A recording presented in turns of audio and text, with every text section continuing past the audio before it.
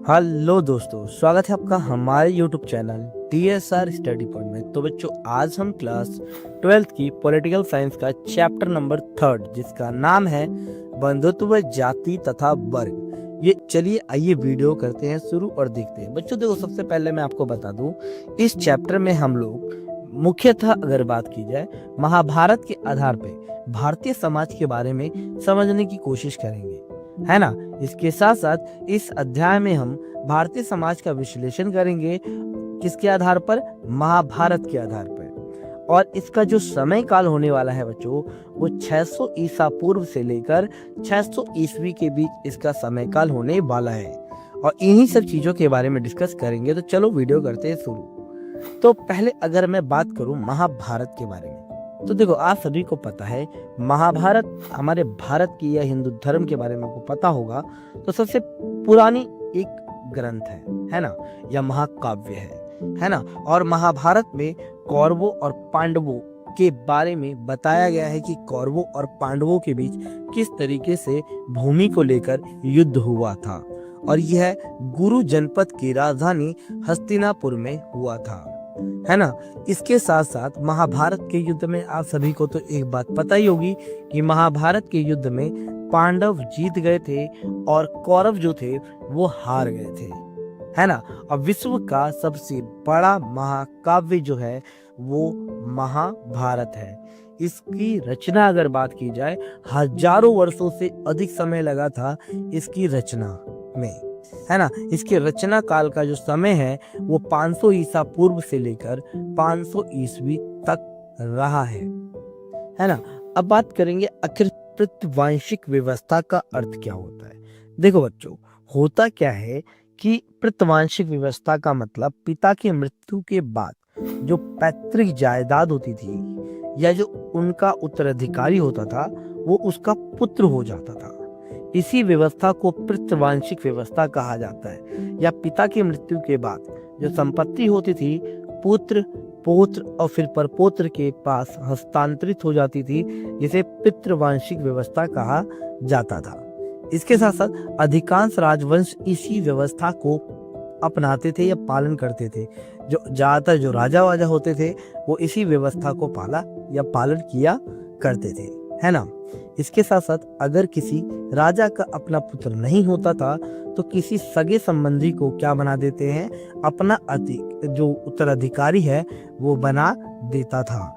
इसके साथ साथ क्या होता था, अगर सगे संबंधी भी नहीं होती थी तो स्त्रियां भी क्या कर सकती थी, इस पैतृक जायदाद में हिस्सेदारी की मांग कर सकती थी, है ना। जैसे मतलब अगर बात की जाए प्रभावती गुप्त, है ना, उन्होंने भी पैतृक जायदाद पे अपने अधिकार का दावा किया था। चलो आगे बात करते हैं। आगे जो है महाभारत का समालोचनात्मक संस्करण। अब इसमें बात करेंगे कि आखिर महाभारत का समालोचनात्मक संस्करण किस प्रकार तैयार किया गया। तो देखो बच्चों, महाभारत का समालोचनात्मक संस्करण V.S. सुबथांकर ने 1919 में किया था। इसके अंतर्गत क्या था, विद्वानों द्वारा, बहुत सारे विद्वानों द्वारा क्या किया गया था, महाभारत की अलग अलग भाषा में जो लिखी गई जो पांडुलिपियां थी उनको क्या किया था, एकत्र किया था, है ना। सभी पांडुलिपियों को क्या किया, उन्होंने एकत्र किया। एकत्र करने के बाद क्या हुआ बच्चों, इस पूरे में मतलब उनमें समानता देखने की कोशिश की गई थी कि आखिर इसमें समानता है क्या, है ना। इनमें श्लोकों की संख्या अगर बात की जाए, है ना, 13,000 पृष्ठों में इसे प्रकाशित किया गया था। और इस पूरी परियोजना को पूरा होने में 47 वर्ष लगे थे। जो महाभारत का समालोचनात्मक संस्करण को पूरा होने में 47 वर्ष का समय लगा था। इसके साथ साथ इसमें दो बातें उभर कर सामने आई थी। पहला, महाभारत की पांडुलिपियों में समानता देखी गई थी। जैसे कि अगर बात की जाए, श्रीनगर, नेपाल, केरल और तमिलनाडु से पाए गए जो पांडुलिपियां थी, पांडुलिपि का मतलब होता है हाथों से लिखी जाने वाली पुस्तकें, इसमें समानता देखी गई। दूसरा, इसमें कई सारे क्षेत्रीय प्रभेद उभर कर सामने आए थे। और इस तरीके से महाभारत का समालोचनात्मक संस्करण तैयार किया गया था। अब बात करेंगे क्या सभी परिवार एक जैसे थे, तो मतलब पुराने समय में परिवारों के बारे में। तो देखो बच्चों, सभी परिवार एक जैसे नहीं होते थे। परिवार के सदस्यों की जो संख्या होती ना बच्चों, अलग अलग होती थी।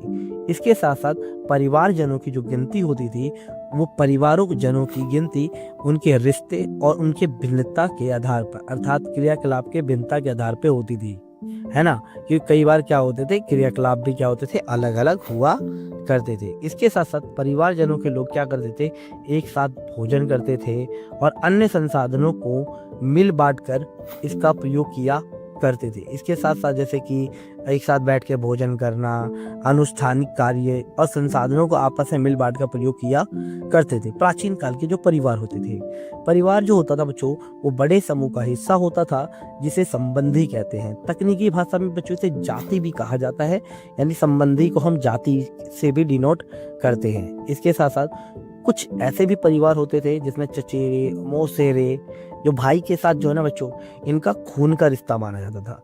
लेकिन कुछ ऐसे परिवार होते थे जिनमें ऐसा नहीं होता था। जैसे आपने देखा होगा मुस्लिम परिवारों में क्या होता है कि ऐसा नहीं होता, चचेरे मौसेरे नहीं होते।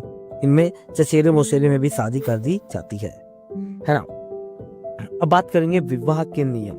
देखो बच्चों, होता क्या था कि उस समय यानी मनुस्मृति के अनुसार अगर बात की जाए तो विवाह के 4 प्रकार होते थे।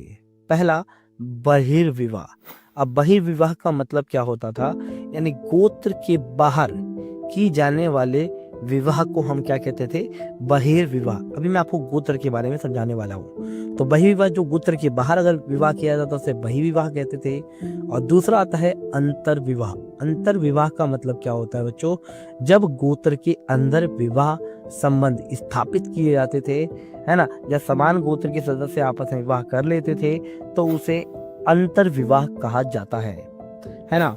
इसके साथ साथ एक होता है बहुपत्नी प्रथा, यानी एक ही पुरुष के बहुत सारी पत्नियों का होना ही क्या कहलाता था, बहुपत्नी प्रथा कहलाता था। जैसे कि सातवाहन शासक, जो सातवाहन शासक थे उनमें एक शासक की कई सारी पत्नियां हुआ करती थी। इसके साथ साथ बहुपति प्रथा, यानी एक ही स्त्री के अनेक पति का होना क्या कहलाता है, बहुपति प्रथा कहलाता है। जैसे कि द्रौपदी, है ना, द्रौपदी के 5 पति थे। ठीक है, तो इस तरीके के विवाह के क्या होते थे बच्चों, नियम होते थे, है ना। अब बात करते हैं गोत्र। गोत्र क्या होता था बच्चों, गोत्र का निर्धारण जो होता था वो वैदिक ऋषि के नाम पर होता था। एक वैदिक ऋषि होते थे और उन्हीं से ही गोत्र संबंधित होता था। जो व्यक्ति जिस गोत्र को अपनाता था वह उसी ऋषि का वंशज माना जाता था, है ना। जैसे कि भारद्वाज, कश्यप, ये सारे गोत्र होते हैं जो एक ऋषि होता है उन्हीं के वंशज माने जाते थे। अब इसके साथ साथ बच्चों गोत्र के 2 नियम होते थे। गोत्र के 2 नियम होते थे। पहला नियम, एक ही गोत्र के सदस्य आपस में विवाह नहीं कर सकते थे या आपस में विवाह स्थापित नहीं कर सकते थे। समान गोत्र के सदस्य जैसे कश्यप जो होता है ना, वो आपस में भाई भाई मान जाते हैं, तो वो नहीं हो सकता था। दूसरा, स्त्री को विवाह के पश्चात अपने पिता का गोत्र छोड़कर अपने पति का गोत्र धारण करना पड़ता था, है ना। अब ये मत कहना कि ऐसा नहीं है, कई ऐसे समाज भी होते हैं बच्चों में जिसमें एक ही गोत्र के सदस्य आपस में विवाह कर लेते हैं। चलो अब बात करते हैं, नेक्स्ट टॉपिक है, क्या भारतीय इतिहास में माताएं महत्वपूर्ण थी। तो बच्चों हाँ बिल्कुल, क्योंकि सातवाहन शासक अपने नाम के आगे क्या लगाते थे, अपनी माता का नाम लगाते थे। उदाहरण के लिए गौतमी पुत्र श्री सातकर्णी, ये एक राजा का नाम है लेकिन इसने अपनी माँ का नाम लगा रखा है ना। लेकिन उत्तराधिकारी की परंपरा प्रतवांशिक व्यवस्था के आधार पर ही थी। मतलब उत्तराधिकारी में क्या होता था कि जो पुरुष होता था ना या पुत्र होता था उसी को उत्तराधिकारी बनाया जाता था। अब बात करते हैं वर्ण व्यवस्था और आजीविका। देखो बच्चों, अगर हम बात करें तो ब्राह्मणों के द्वारा धर्म शास्त्र की रचना की गई थी, है ना। अलग अलग प्रकार के धर्म शास्त्रों की रचना की गई थी या वेदों की रचना की गई थी, है ना। भारत का सबसे प्रसिद्ध जो है विधि ग्रंथ या नियमों की पुस्तक अगर बात की जाए वो है मनुस्मृति। और मनुस्मृति के जो रचनाकार है, ये जो पुस्तक है जो वो ऋषि मनु ने लिखी है। और ये भारत या हिंदू धर्म की सबसे प्राचीन विधि ग्रंथ है। इसका रचना काल के बारे में बात की जाए कब से कब तक लिखी गई, तो ये 200 ईसा पूर्व से लेकर 200 ईस्वी के बीच ये पुस्तक लिखी गई थी। ठीक है, अब बात करते हैं, देखो बच्चों, इसमें 4 वर्ण और उनकी आजीविका के बारे में बताया गया है। मतलब पुरुष सूक्त में, यानी अगर बात किया ऋग्वेद के 9वें मंडल में पुरुष सूक्त का वर्णन किया गया है, जिसमें 4 वर्णों के बारे में बताया गया है। पहला आता है ब्राह्मण। ब्राह्मण क्या होता है? जो ब्राह्मण होते थे जिनका कार्य क्या होता था? यज्ञ करवाना, दान दक्षिणा देना लेना, वेदों का अध्ययन करना, लोगों को शिक्षा प्रदान करना, ये सारे कार्य किसके थे? ब्राह्मणों के थे। ठीक है। और वर्ण व्यवस्था में इनका स्थान जो होता था वो सबसे ऊंचा हुआ करता था। दूसरा होता था क्षत्रिय। क्षत्रिय जो होते थे वो यज्ञ करना, न्याय करना, लोगों की सुरक्षा करना, दान देना और यज्ञ करवाना जैसे कार्य क्षत्रिय किया करते थे, जैसे कि आपने राजपूत सुना होगा, है ना। तीसरा वर्ण व्यवस्था में आता था वैश्य, जो कृषि करते थे, गौपालन किया करते थे, व्यापार किया करते थे, दान देना और यज्ञ करवाना जैसे कार्य वैश्य किया करते थे, और ये वर्ण व्यवस्था के तीसरे नंबर पे आते थे। चौथा होता था शूद्र। शूद्रों को ये कार्य दिया गया था कि वो तीनों वर्णों की क्या करेंगे बच्चों? सेवा करेंगे। इस तरीके से वर्ण व्यवस्था बनाई गई थी। अब बात करते, देखो बच्चों, वर्ण व्यवस्था के नियमों का पालन करवाने के लिए ब्राह्मणों ने कौन कौन सी नीतियां अपनाई? तो इसके लिए बहुत सारी नीतियां अपनाई। पहला तो जो वर्ण व्यवस्था है, ब्राह्मणों ने बोला कि वर्ण व्यवस्था की उत्पत्ति एक दैव व्यवस्था है, मतलब कि इसको हमने नहीं बल्कि भगवान ने क्या किया है? इस व्यवस्था को बनाया है। दूसरा, शासकों द्वारा इस व्यवस्था को लागू कराने के लिए प्रोत्साहित किया गया, है ना, कि राजाओं से कहा गया कि इस वर्ण व्यवस्था के नियमों का अपने साम्राज्य में क्या किया जाए? पालन करवाया जाए। तीसरा, लोगों को ये विश्वास दिलाया कि जो व्यक्ति की जो प्रतिष्ठा होती है वो जन्म पर आधारित होती है। कहीं ना कहीं ये बात सच है। अगर एक कोई राजपूत खानदान में पैदा होगा तो उसकी जो प्रतिष्ठा होती है, इज्जत होती है, उतनी ही ज्यादा होती है, और कोई निम्न जाति में पैदा होता है तो उसकी जो प्रतिष्ठा होती है वो निम्न मानी जाती है। इस तरीके से वर्ण व्यवस्था का पालन कराने के लिए ये नीतियां अपनाई थी ब्राह्मणों ने। तो बच्चों, ये था 600 ईसा पूर्व से लेकर 600 ईस्वी के दौरान के इतिहास के बारे में पढ़ रहे हैं, है ना। और इसके साथ साथ हम सामाजिक इतिहास का अध्ययन कर रहे हैं कुछ पुस्तकों के मुताबिक, जैसे मनुस्मृति और महाभारत को लेकर, है ना। तो पहला हम लोग इसे बात करेंगे जाति व्यवस्था के बारे में। तो बच्चों, आप सभी को पता है 4 वर्ग बनाने के बावजूद भी बहुत सारे ऐसे लोग बच गए थे जिनकी आजीविका वर्ण व्यवस्था से मेल नहीं खाती थी। मतलब अभी मैंने आपको बताया वर्ण व्यवस्था में तो ब्राह्मण थे, उन्होंने क्या क्या काम किए थे? यज्ञ करते थे, शिक्षा देते थे, है ना। क्षत्रिय युद्ध करते थे, रक्षा करते थे, शासन करते थे, वैश्य व्यापार करते थे। लेकिन कुछ ऐसे लोग भी थे जो इनकी आजीविका से जुड़े हुए नहीं थे, है ना। इसलिए ब्राह्मणों ने उन लोगों को जाति में बांटना शुरू कर दिया था। ब्राह्मणों ने उन्हें जाति में बांटा था। जैसे सोने का काम करने वाले को हम क्या कहते हैं? सोनार कहते हैं। तेल बेचने वाले को हम तेली कहते हैं।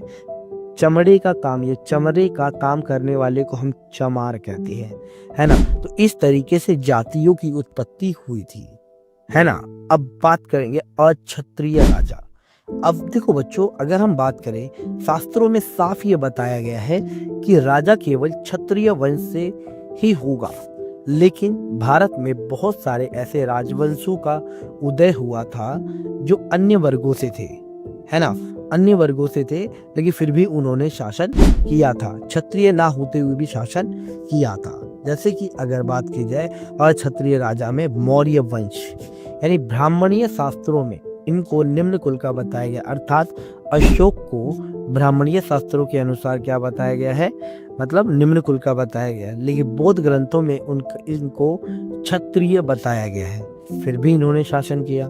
दूसरा, शुंग एवं कणव, जो ब्राह्मण थे, है ना, जो मौर्य के उत्तराधिकारी थे और ये ब्राह्मण थे, फिर भी इन्होंने शासन किया था।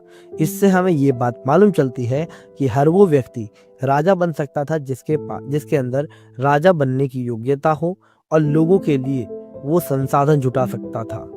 ऐसे लोग संसाधन मतलब राजा बन सकते थे, है ना। अब इसके साथ साथ तीसरा आता है रुद्रदामन। शक वंश का राजा था जिसका नाम था रुद्रदामन, को ब्राह्मण, मलेच्छ, बर्बर या अन्य देशी कहा जाता था।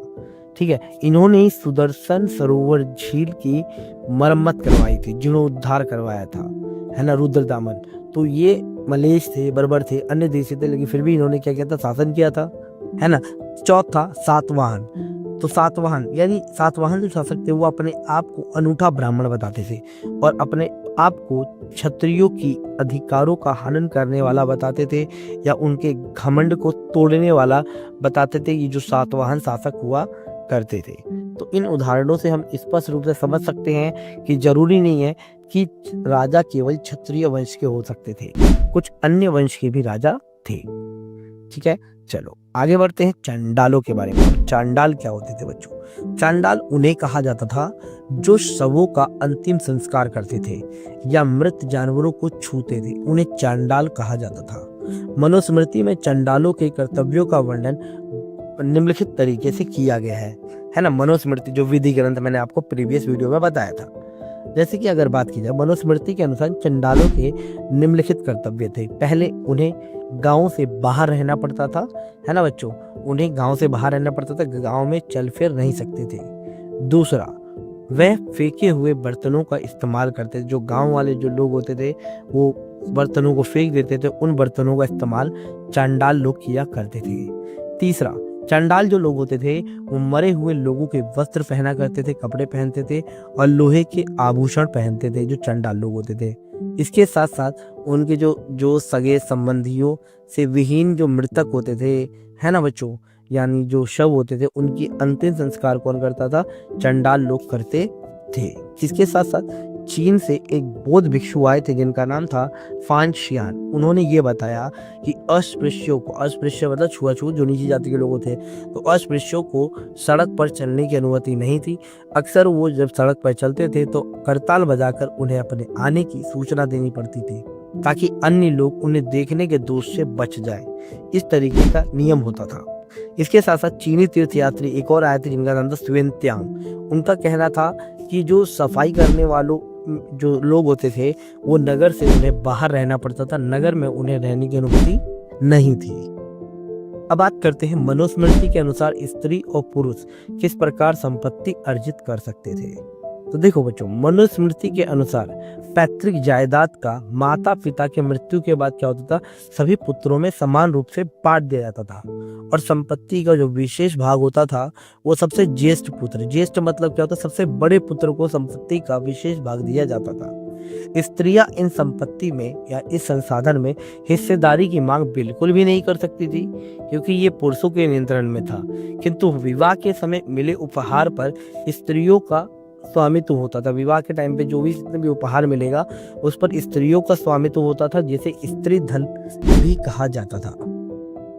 पुरुषों द्वारा संपत्ति अर्जित करने के 7 तरीके थे, जैसे जो मनुस्मृति हमें बताता है, जैसे कि विरासत के द्वारा वो संपत्ति अर्जित कर सकते थे, खोज करके वो संपत्ति अर्जित कर सकते थे, खरीद कर अपनी संपत्ति अर्जित कर सकते थे, जीत कर संपत्ति अर्जित कर सकते थे, निवेश करके संपत्ति अर्जित कर सकते थे, कार्य के द्वारा संपत्ति अर्जित कर सकते थे, या सज्जनों द्वारा मिली गई भेंट को स्वीकार करके भी क्या कर सकते थे, संपत्ति अर्जित कर सकते थे। तो ये 7 तरीके थे इन लोगों के पास संपत्ति अर्जित करने के। इसके साथ साथ बात करें तो मनुस्मृति में स्त्रियों द्वारा संपत्ति अर्जित करने के 6 तरीके थे। पहला तरीकों का अगर वर्णन करें, जैसे वैवाहिक विवाह के समय जो अग्नि के सामने वधूगमन करके, है ना, समय जो मिला भेंट है उसके द्वारा, भ्राता माता पिता के द्वारा मिला उपहार, इसके साथ साथ जो पति परवर्ती काल में जो मिले पति से सब कुछ, वह सब कुछ जो पति का है वो सारा का सारा स्त्री धन कहलाता था। इस पर पूरी तरीके से स्त्रियों का नियंत्रण हुआ करता था, है ना। तो ये सारे तरीके थे स्त्रियों के संपत्ति अर्जित करने के। अब बात करते, देखो साहित्यिक ग्रंथ का अध्ययन करते समय, है ना, इतिहासकार कौन सी पहलुओं का अध्ययन करते हैं या इतिहासकार किसी भी ग्रंथ का विश्लेषण करते समय किन किन बातों का ध्यान रखते हैं। तो पहला क्या है, ग्रंथ की भाषा, यानी इतिहासकार इस बात का जरूर पता लगाते हैं कि ये जो ग्रंथ है वो किस भाषा में लिखा गया है। जैसे पाली, प्राकृत, तमिल जो स्थानीय लोगों द्वारा लिखा बोला जाता था, या फिर संस्कृत जो पुरोहित या अमीर लोगों द्वारा बोला जाता था, है ना, लिखा जाता था। तो इस बात का पता लगाने की कोशिश करते हैं। दूसरा, ग्रंथ का प्रकार, अर्थात जो ग्रंथ है वो मंत्रों में है या फिर कथा में है। मंत्र का मतलब क्या है, जैसे अनुष्ठानों के समय जो मंत्र में गा सकते हैं, जैसे ओम भूर्भुवस्सुः भगवत मतलब ओम भूर्भुवस्सुः सवितुर्वरेण्यं भर्गो देवस्य धीमहि ना, तो ये मंत्र है। या कथा में है, जिसे लोग आसानी से बैठकर सुनकर मतलब समझ सकते थे। तीसरा, ग्रंथ के लेखक कौन है, इस बात का भी इतिहासकार पता लगाते हैं कि आखिर उस ग्रंथ को लिखा किसने है। चौथा, रचना काल का पता लगाते हैं कि ये जो ग्रंथ है वो कब लिखा गया था। पांचवा, रचना स्थान का पता लगाते हैं कि यानी इस जो ग्रंथ है वो किस स्थान पर लिखा गया है, इस बात का पता भी लगाते हैं इतिहासकार। इसके साथ साथ ग्रंथ की रचना करने का उद्देश्य क्या था, ठीक है, इन सभी बातों का पता इतिहासकार लगाते हैं और इन सभी पहलुओं का अध्ययन इतिहासकार करते हैं। अब बात करते हैं महाभारत के बारे में। तो बच्चों महाभारत की विषय वस्तु को कितने भागों में बांटा गया, तो महाभारत की विषय वस्तु को 2 भागों में बांटा जाता है। पहला, आख्यान, जिसमें हमें कहानियों का संग्रह मिलता है या कहानियों की जानकारी मिलती है।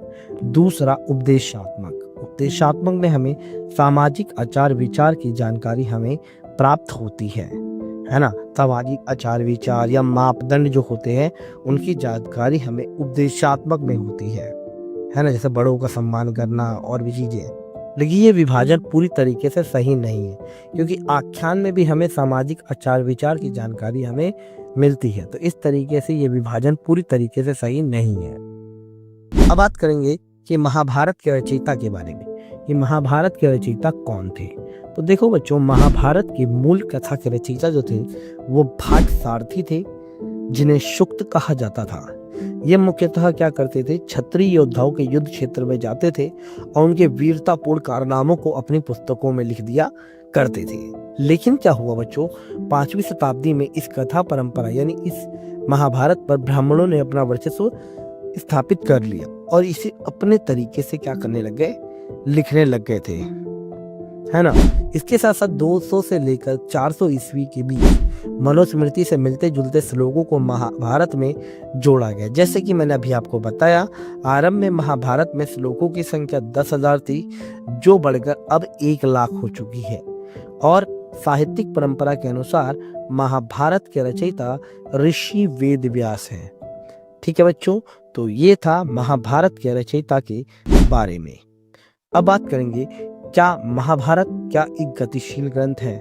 तो अगर महाभारत एक गतिशील ग्रंथ है, इस बात में पता लगा है, तो देखो कुछ इंपॉर्टेंट बातों से पता लगा सकते। देखो, पहला, इस महाकाव्य के अनेक पाठांतरों को भिन्न भिन्न भाषाओं में लिखा गया है, मतलब महाभारत जैसी पुस्तक को अलग अलग भाषाओं में लिखा गया है। दूसरा, अनेक कहानियां जिनका उद्भव एक क्षेत्र विशेष में हुआ है, जिनका खास लोगों के बीच प्रचार हुआ था, वे सब इस महाकाव्य से लिए गए हैं, है ना बच्चों। इसके साथ ही इस महाकाव्य की मुख्य कथा की अनेक बार दोबारा व्याख्या की गई है और इसके प्रसंगों को मूर्ति कला या चित्रों में भी दिखाया गया है। यानी महाभारत के जो कैरेक्टर्स हैं उनको मूर्ति कला के रूप में भी दर्शाया, चित्रों के रूप में भी दर्शाया गया है। इस महाकाव्य ने क्या किया है, नाटकों और नृत्य कलाओं को भी क्या दिया है, एक विषय दिया है। इसीलिए बहुत सारे फेस्टिवल्स के दौरान इसको नाटक या नृत्य के द्वारा भी दिखाया जाता है। तो बच्चों, ये था इस वीडियो का कंप्लीट पार्ट। अगर आप लोगों को वीडियो अच्छी लगी हो, इंफॉर्मेटिव लगी हो, तो प्लीज़ वीडियो को लाइक, शेयर एंड सब्सक्राइब जरूर करें। मिलते हैं नई वीडियो के साथ। धन्यवाद।